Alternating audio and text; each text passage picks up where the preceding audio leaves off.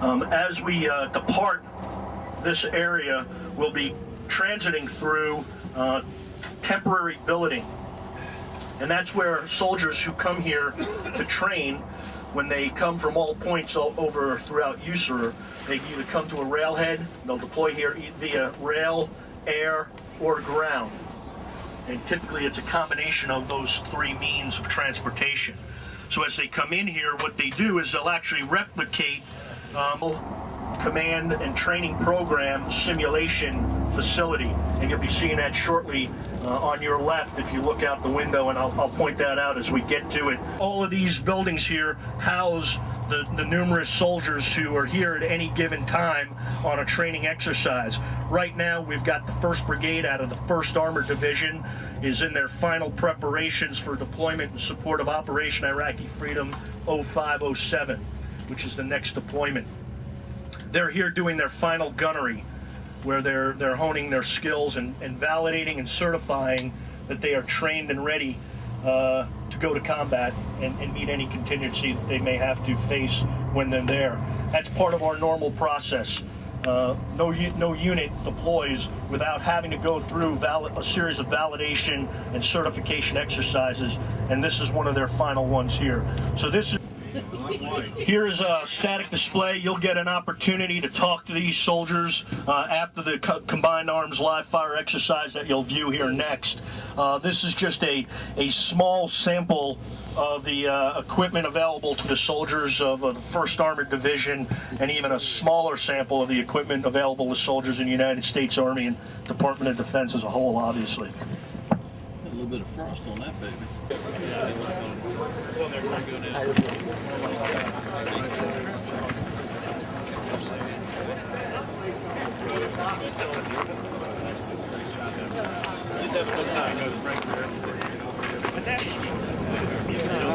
Hey, hold on one second. Hello. You guys are just too cute. I can't wait to show my girlfriends you guys. We're all single and available for your girlfriend. They are going to envy me. Oh my God. I love it. Yeah, we've got coffee and soup over there. Oh, good. I want that. Hot soup and coffee. I'm doing great. Hey, to get up in the morning and look at all you good-looking guys, what more can you ask for?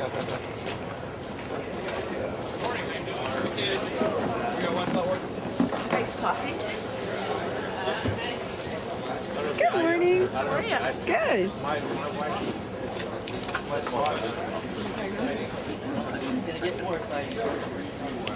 So yesterday on the show, Congressman was out there and called me for this thing. How you doing? I'm doing great. Georgia, could you take a picture? Could you snap a picture of I me? sure could. That's that in your left one of hand my for a favorite second? things to do. Here, you got to get in this picture too. All right, let me turn.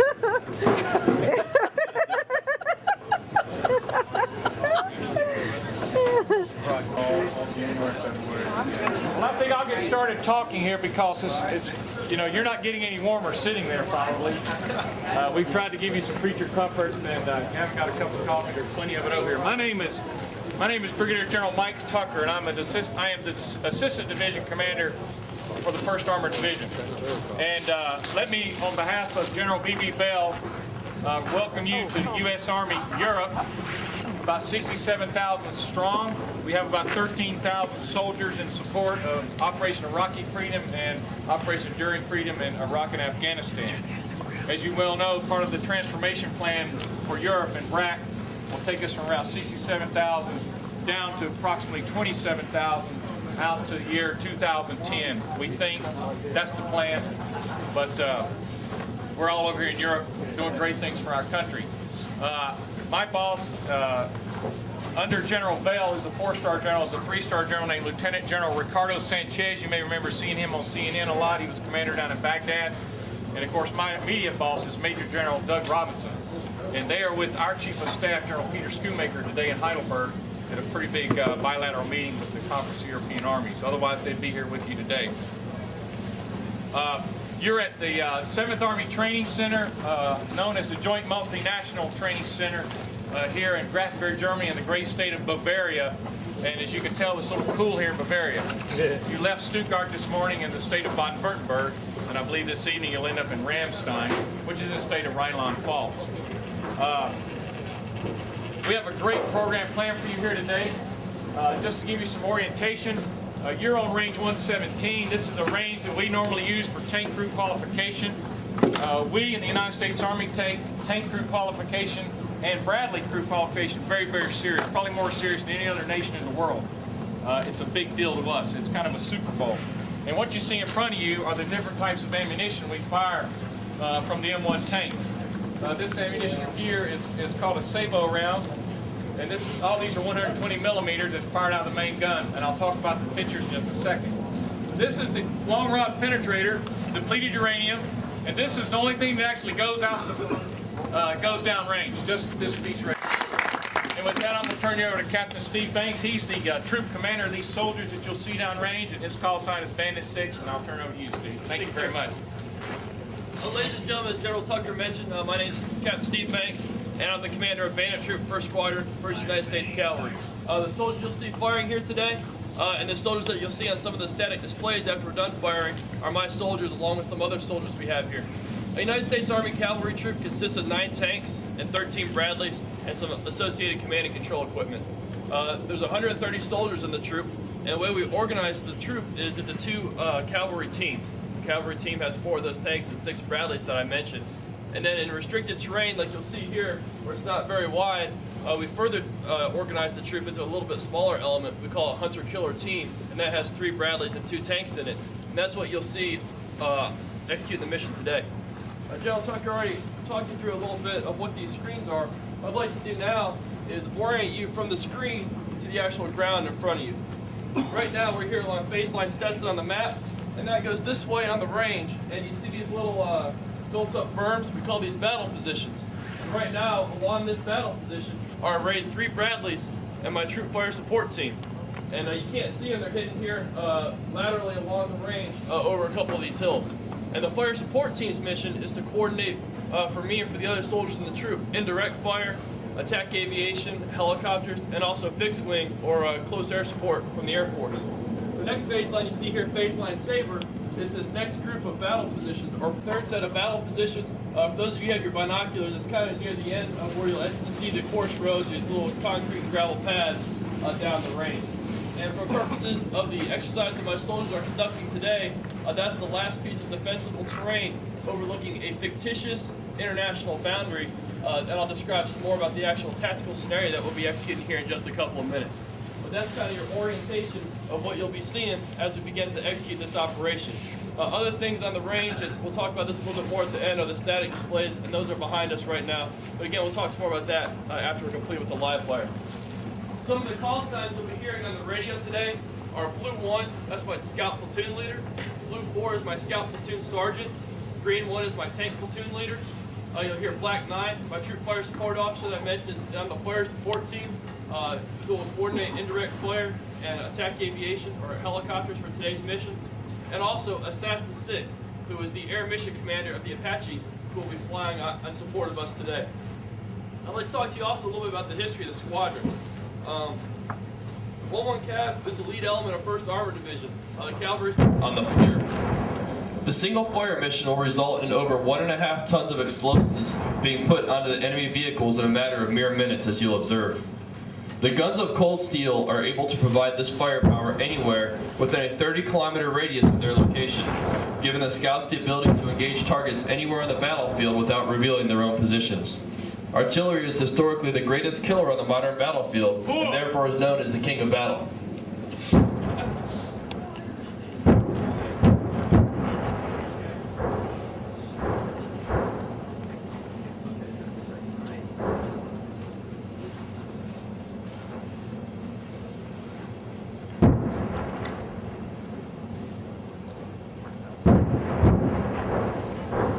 As you can imagine, almost 4 miles away from those impacts, the artillery is very good at disrupting and destroying enemy forces. Wow.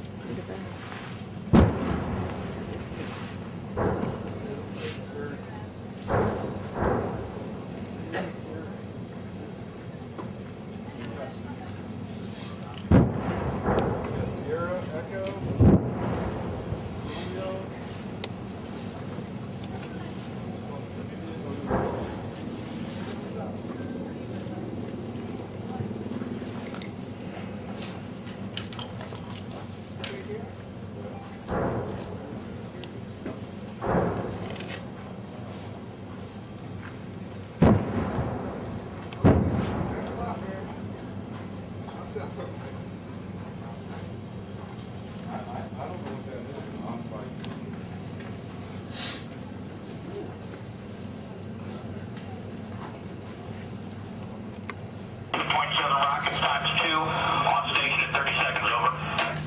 7-6, Blue 1, roger. Occupy attack by fire, position 1. Our frontline trace is baseline set. There are no friendly elements west of our frontline trace.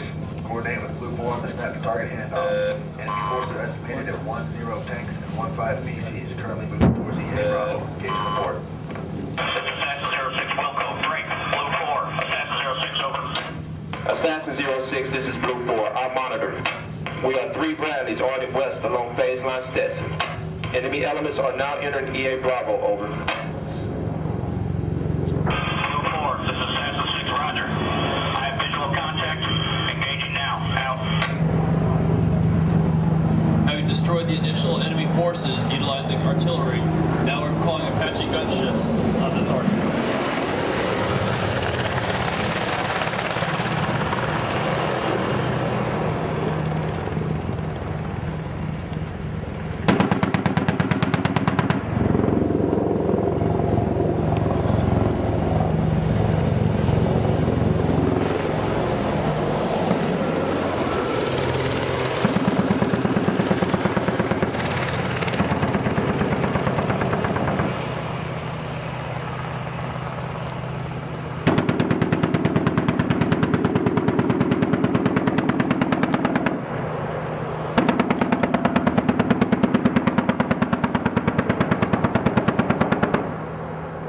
The AH-64 Delta longbow has a 30mm cannon, capable of destroying targets up to 4,500 meters, which is what you were just observing.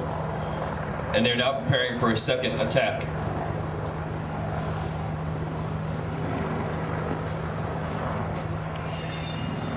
Following each of these engagements, you'll hear a radio call with something called BDA, which is Battle Damage Assessment.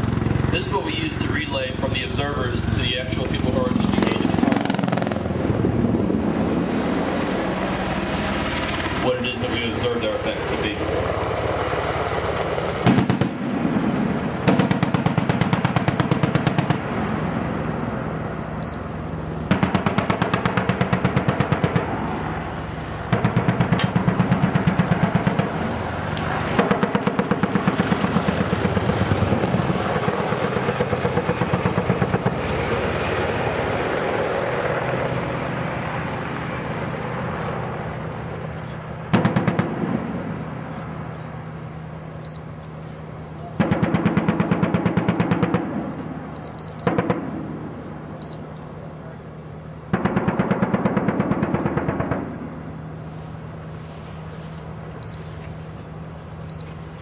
The AH-64 Delta is also equipped with 2.75.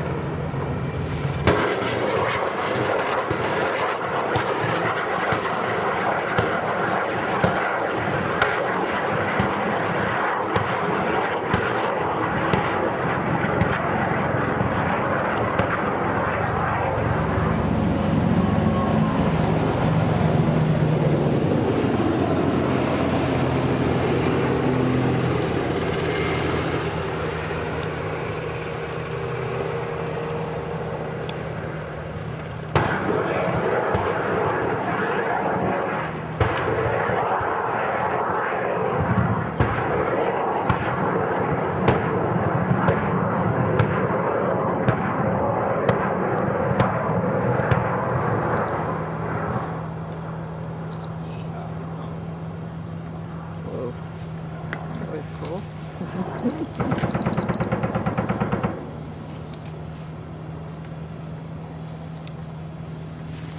Field, Winchester on ammo, returning to department. This is Blue 4. Roger, Assassin 06. In that last radio transmission, in a minute, you'll probably hear us use a lot of words that don't quite make sense the way that you talk to each other on a normal day. Bingo and Winchester are code words that the pilots use to inform the ground forces of the status of their ammunition and fuel. Bingo on fuel meaning that he needs to go get more gas, and Winchester on ammo meaning that he needs to get more rounds to continue the fight with the enemy. The FARP that he mentioned is a forward arming and refueling point where he will return to get the additional ammunition and fuel. Now talk to you a little bit about how we generally maneuver on the ground as we prepare to move our forces forward. The cavalry unit generally leads its tactical movements with those M3 A2 cavalry fighting vehicles I mentioned earlier. The scout units go forward, identify and report the locations of enemy forces, and destroy them with indirect and direct fire within their capability. The cavalry fighting vehicle is equipped with a 25mm Bushmaster cannon, capable of firing. This remains green. UAV reports enemy reconnaissance assets moving in the sector from the west. Continue to screen along phase line Stetson. Report all contact. This is Blue 4, Wilco.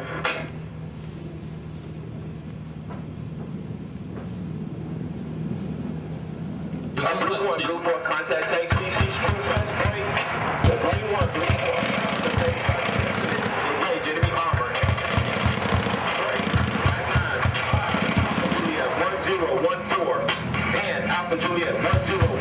Tanks and PC, troops in the open over. Roger. Report is left. Alpha Juliet 1014 and Alpha Juliet 1015. Tanks and PCs in the open house. When the scouts encounter enemy forces that are heavily armed and armored, they call forward their brother armored vehicle crewmen manning the M1A1 Abrams main battle tank. They move them to positions of advancing to destroy the enemy with the superior firepower, protection, and mobility inherent in the M1A1.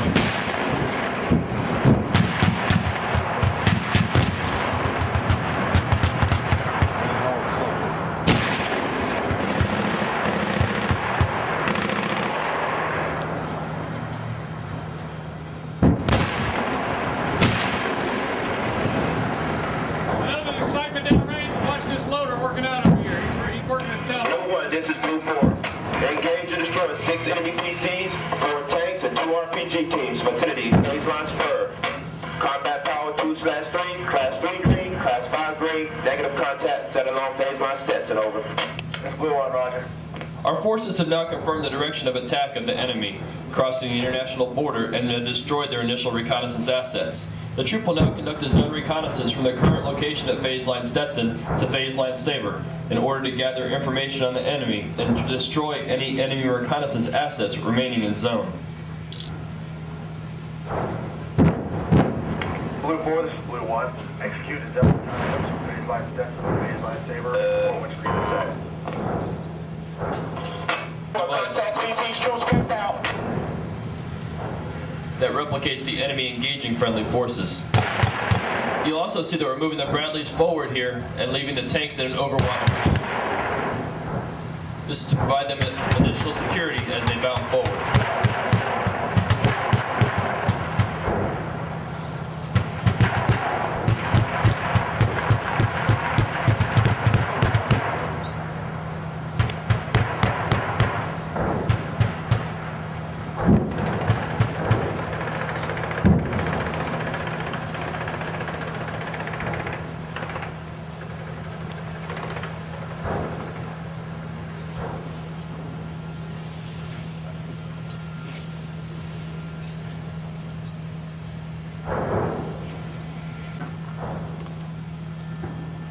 The UAV the platoon leader just referred to is an unmanned aerial vehicle.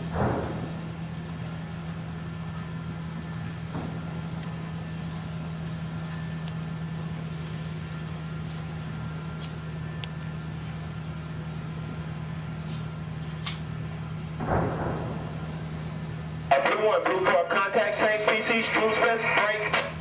Green 1, bound to baseline Sabre. 1 set, report man direct, over. Green 1, roger. As the scouts have again encountered forces that are heavily armed and armored, they've called forward again the tanks to add their additional superior firepower to the fight.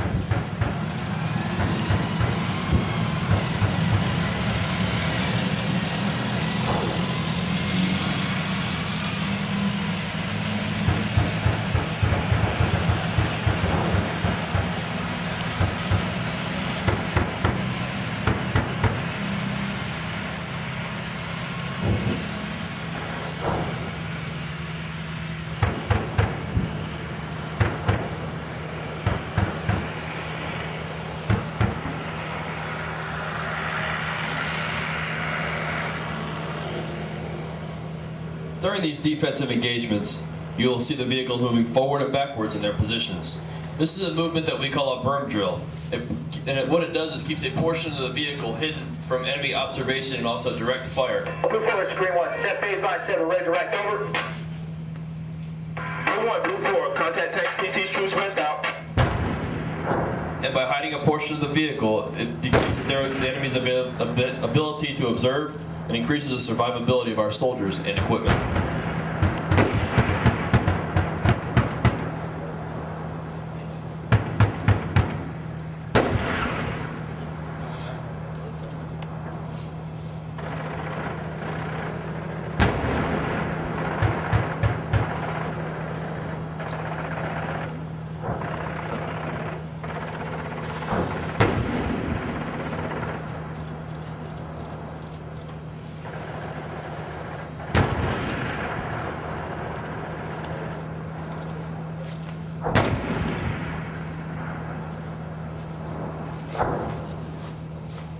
Blue 1, this is Blue 4. Engage and destroy 4 tanks, 5 PCs, and 3 infantry squads. Combat power 2/3. Class 3 green, class 5 amber. Negative contact, continue to screen along baseline, save over. Blue 1. Break con 1. Blue 1, Blue 4. All blue and green elements, red pun 1. Prepare to conduct hasty attack, over. The scout platoon leader has elected to move his element online. This movement formation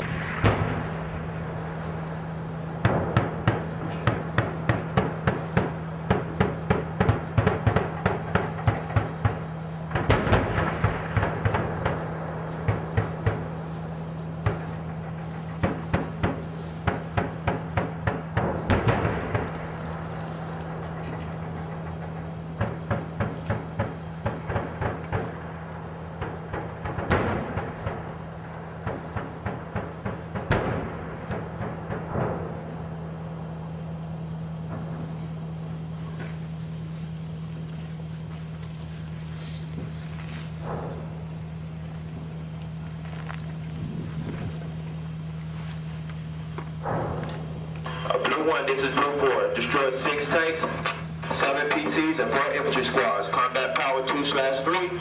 Class 3 amber, class 5 red. Negative contact. Screen set along baseline spur. Blue 1, roger. The squadron has reached its objective along phase line spur and occupied positions to hold the key terrain there until the rest of the division arrives to conduct its counterattack. Blue 4, Blue 1. Blue 1, Blue 4, contact tanks, PC's troops west out. Black 9, Blue 4, fire, Alpha Juliet, 2-1-1-3. Over. This is Black 9, roger. And again, the scout platoon sergeant has contacted the fire support officer to request indirect fire to assist with the defeat of the enemy forces.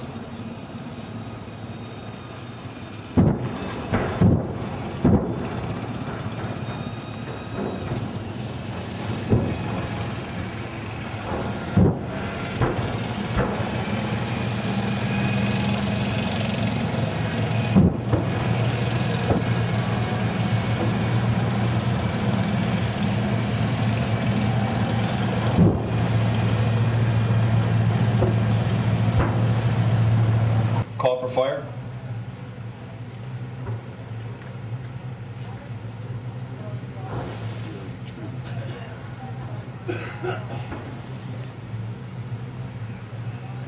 And Cold Steel is currently firing a smoke mission. Instead of high explosive rounds, as you observed earlier, the artillery fires canisters of smoke that you can already see some of the effects of downrange. Smoke can be used to block line of sight over a large area on the battlefield, and units generally request this type of indirect fire when either breaching an obstacle. Friendly movement screen, get the mission over. Get the mission out.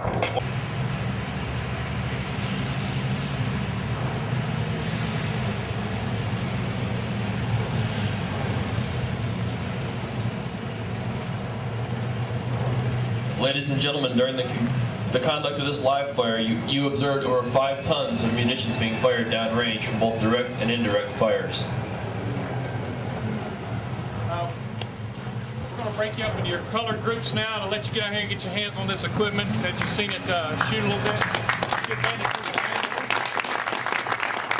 Understand the most important thing in that this equipment is operated by great American soldiers, and they truly are our credentials as the American soldier. And so I encourage you to discuss with them, ask them where they're from, what they think, what makes them happy, what makes them sad, and get to know them. They're great, great Americans, and they're proud to serve their nation. Thank you very much.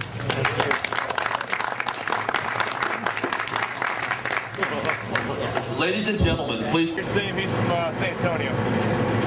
This Dallas. is You're going to get it all together. all right. Dallas, Texas group. just one. This is a Bradley fighting vehicle. So you're riding in. A couple of safety things. Just make sure your helmet's on good. That's a turret. We're I and what's the call in there with me?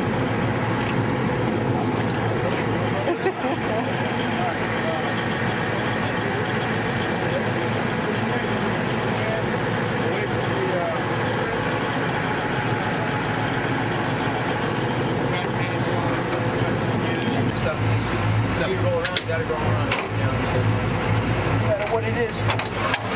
Would the IED hurt this vehicle? Not really, it depends on what it is, depending on how big it is. Because like some of these rallies been hit with IEDs already. Some, you know, nothing happened to them, they kept rolling. Some they get busted tracks, they made it stop going. Some just totally like the news, you know, came over, you know, were like that.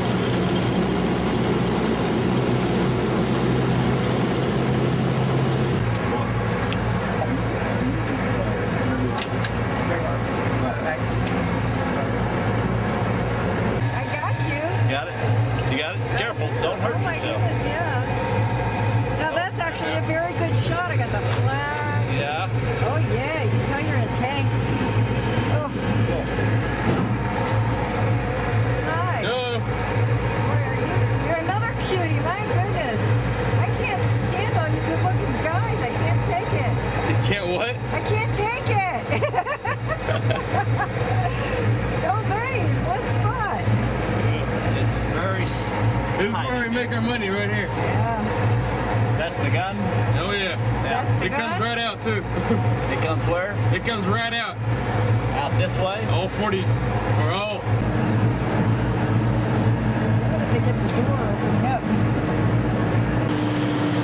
Whoa, that was fun. Yeah.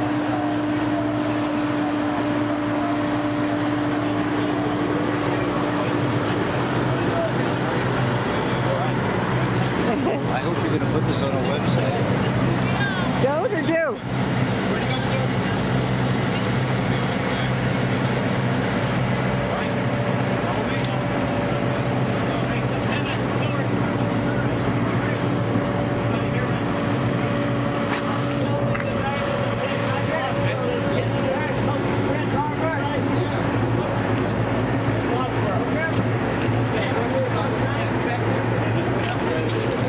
Black vest on and get shooting.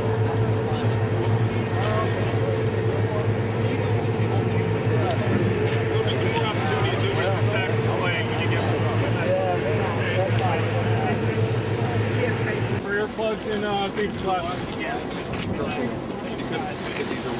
That's fine, sir. That's fine. In fact, that will help protect you.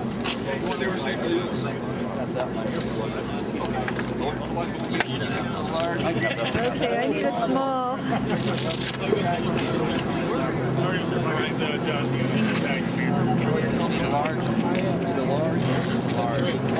It doesn't have to. But also here on this range today. Also on the firing line is Phantom Troop, which is the Brigade Reconnaissance Troop. Also in our brigade, and we're all from Freiburg, Germany. That's what we call home right now. The other mission for my life today is to introduce you to the person who's going to give you your safety orientation for the range safety officer. He is Captain Chris Dean. I chose him specifically because he really represents what's best about today's Army. Captain Christine, about 3 years ago, was Second Lieutenant Christine, deployed with 1st Armored Division for Operation Iraqi Freedom 1. And about 1 month before he was supposed to come back to Germany, on April 4th, 2004, during the transition of authority with 1st Cavalry Division, got into a very big firefight, and on that day won basically the 3rd highest award for heroism and valor, the Silver Star. Your range safety officer for today is Captain Christine. Chris. Thank you. Hope you enjoyed your ride out here. If you'd like to, you can take your helmets off and your eye protection off, and maybe we can meet eye to eye and take a look at each other for the first time. All right. Well, I'm not too worried about it. General rules for safety here on the firing range. Just keep your muzzle pointed up and down range. In other words, don't point your weapon. Keep it in between the range fans. Nobody lets you go wrong. Easy deal. We got medics on site. Like my colonel said, we're going to have a good time today. Feel free, all the individuals around you, trained professionals, any piece of equipment that you're even pseudo-curious about, drop a question. They'll be more than proud to let you know and satisfy any desire for knowledge that you've got. With that, I'll let you know that the type of firing we're going to be doing this morning, you can see the targets here are extraordinarily close. And even for machine gun engagement ranges, they're relatively close. Everybody's here to protect it. You have it on? Yeah. Fire at will.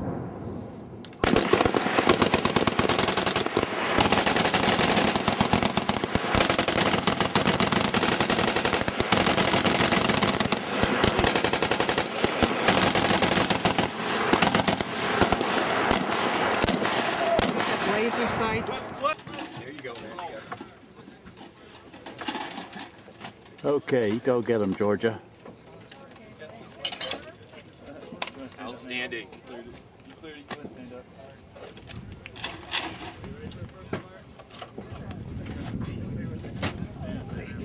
Okay, let's look over here and wave so we know who you are. Okay. Got him, Gunner? Outstanding. Do you have to stand back there? Could you get over there? You can come on up. You come right up to. I don't trust getting in front of her. I'll keep you safe. That's good. Right here. I'll keep you safe. Sergeant Dix will keep you safe. That's good right there, sir. Right there, sir. Okay. Right there. That's perfect. Okay, man. Because the shells will eject from right there. She asked me to take a picture. Good to go safe. Well, right now, man, we're going to wait until everybody's ready. Just squeeze more and shoot. Individual fires on the line. Alright, that's all you have to do is This stays hanging to the side.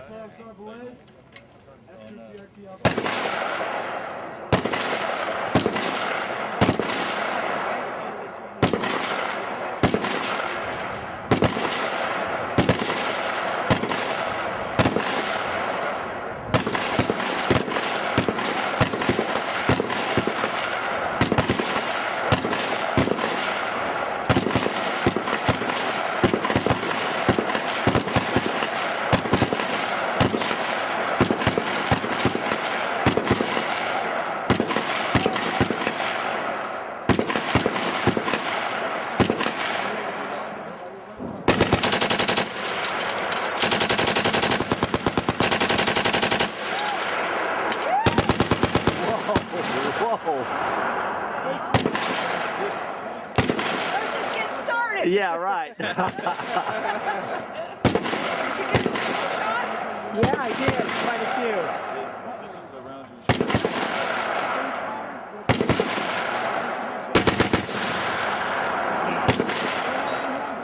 let's see it.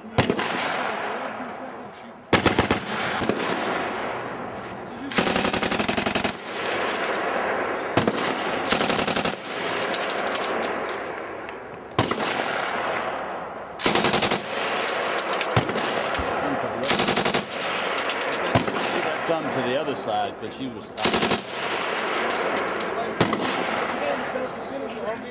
Up there's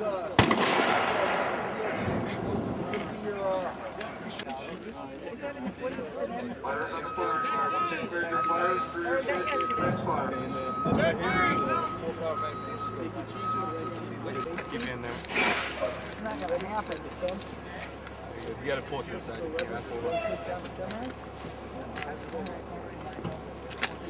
Make sure you come. Well, it's okay. It's not great. If you need help, I'll help you. Okay, that's just going to have to be low. Okay. The kick isn't that bad, man. Here somewhere, like in Sorry, Pat, that I'm jumping. Okay. You can't look through there now. Okay, hold on. We'll figure something out. Let's see. If you look down, plus your cheek guns.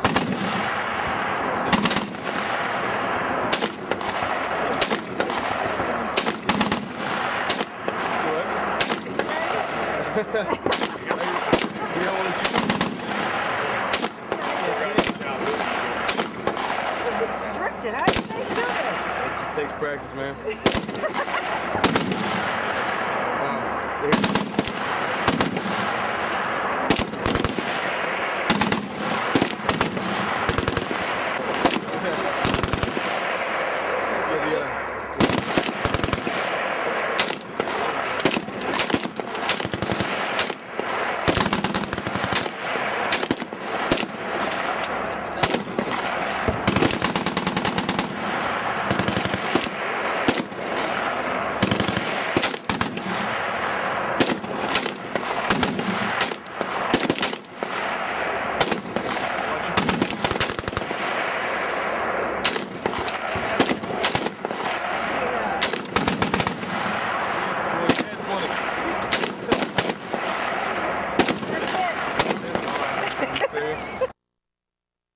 Soak it in. There are crewmen there. Feel free to ask any questions you want. There's some subject matter experts there, and if they can't answer it, we'll try to get an answer for you. Yes, sir. All right. Wow. You were jamming with that camera. Yeah. You were jam on. Are you in it, Georgia? I'm never in it. You're never in it? Well, we need to get you in it. Come on. Let's, all right. Hey, take that thing. For your enjoyment today. They range from ground combat vehicles, artillery pieces, medical vehicles, recovery vehicles, attack aviation, and even our friends in the Air Force have come to do their part. This is the joint civilian orientation. The crews are on site. They are the subject matter experts. They work with this equipment day in, day out. So if you have any questions at all, they can tell you anything and everything that you'd like to know about them. Safety is a prime concern that I want to highlight for you today. Be careful climbing on and off the vehicles, climbing in and out of the vehicles. There's a lot of places that you can bump your head or get your hand caught or things like that, so we don't want any of that to happen to you today. Behind me, I have... And now you see why you're really wearing the jacket. It gives them something to grab hold of without getting in trouble. This is like 85 pounds worth of stuff here. I see what plus we get weapons and ammo and all kinds of stuff. And you're working in 100-degree weather or more. That's unbelievable. I don't know how you do it. God bless you guys. Drink lots of water. That's why we carry these. That's why we got these. These are full of water. These So we always got lots of water. Oh my God. This is what I drive. Hey, Warnke. Yes, it's CBC. Yeah. Move. All right. Plug it in there, working. Yep.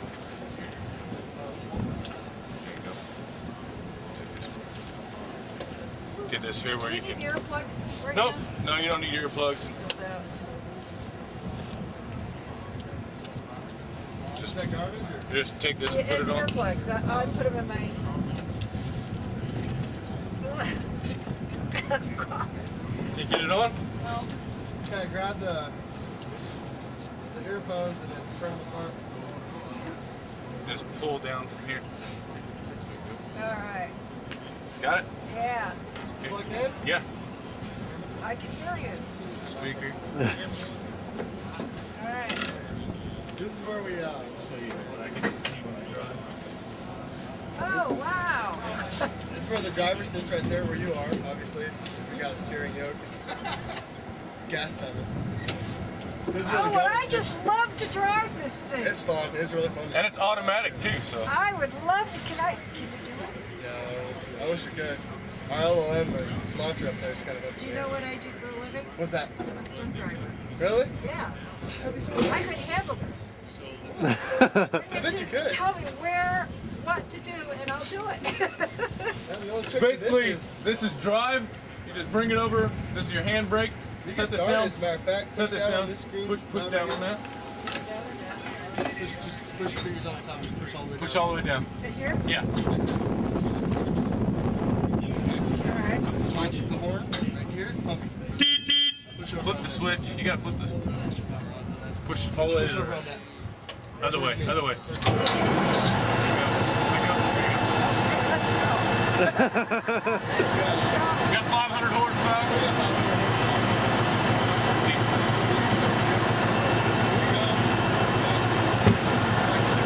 It's fun. It's real fun. But I gotta get a picture of you guys. I guess you're the one that's gonna do it. Into Iraq, which took 72 hours approximately to get to Baghdad. The division went into Iraq as a division-sized element. Okay, en route to Baghdad, occasionally the division would encounter resistance in certain areas, and because of the large force we had, it wasn't a problem for us. It was because we had tanks, we had Bradleys, we had aircraft above, so we was able to wipe those targets out quick. Now, as far as the helicopters you see fly over, Yeah. that is another asset we have in the air. The guys in the Bradleys, the observers on the ground, whatever enemy they pick up, targets or what have you, they can translate that to the aircraft, and he gets the code and the location or what have Well, you. you guys got it all together. Yeah. So there's constant communication between the air and the ground. Right, at all times. I mean, it is a must, because you got to also understand when you got birds flying and you got friendly on the ground, they must at all times know friendly location. That is the most important thing. Even though it might be resistance, that we're going to encounter. Did you have any close calls over there? Me myself, I Yeah. didn't. The force that was the leading force en route to Baghdad, like I said, they encountered a little resistance, but it wasn't enough to stop the movement or what have you. Right. So, but yeah, no, myself, I didn't encounter. Are you in the tank? You're in the tanks? No, I'm a Ford observer. Okay. 13 Fox, and we have M7 Bradleys. This is something that Army just come out with for us. Normally we have what they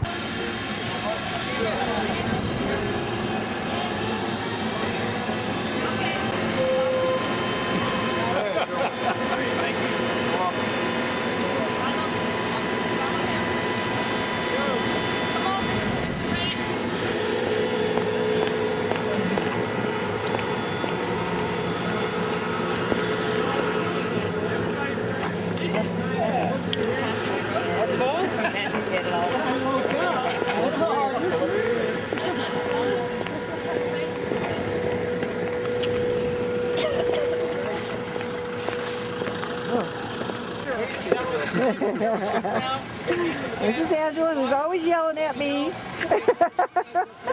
See, I ain't scared of that stunt car lady. It's 2 coaxial machine gun as well.